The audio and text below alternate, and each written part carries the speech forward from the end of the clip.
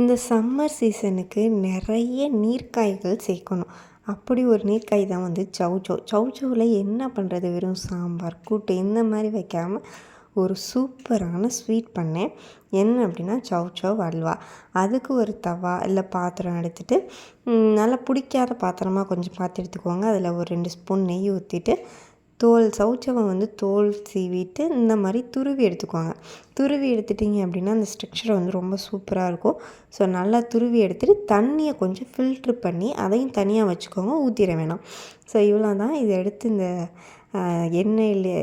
நெய்யிலே போட்டுட்டு உங்களுக்கு வேணும் அப்படின்னா நெய் கூட கொஞ்சமாக தேங்காய் எண்ணெய் சேர்த்துக்கோங்க.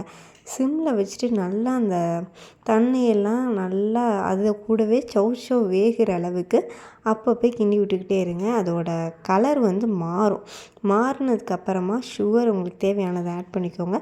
பால் இருந்துச்சு அப்படின்னா நல்லா திக்கான க்ரீமியான பால் ஆட் பண்ணிக்கோங்க. நான் இங்கே பால் ஆட் பண்ணாமல் பாலில் லைட்டாக நல்லா காய்ச்சினதுக்கப்புறமா லெமன் ஒரு பிஞ்ச் ஆட் பண்ணிவிட்டு அதை திரள வச்சுட்டு அதுக்கப்புறமா அந்த பன்னீர் மாதிரி நம்ம செய்வோம்ல அதை ஆட் பண்ணிவிட்டு ஒரு பிஞ்ச் ஏலக்காய் மட்டும் ஆட் பண்ணிவிட்டேன். அந்த சுகர்லேயே நல்லா வந்து சௌசௌ வெந்துடும். வெந்ததுக்கப்புறம் கலர் வந்து சூப்பராக இருக்கும். ஸோ நீங்கள் ஃபுட் கலர்லாம் ஆட் பண்ண வேணாம். குழந்தைங்களுக்கு அட்ராக்டிவாக இருக்கணும் அப்படின்றதுக்காக நீங்கள் ஆட் பண்ணதுக்கு இந்த கலரே நல்லா தான் இருக்கும்.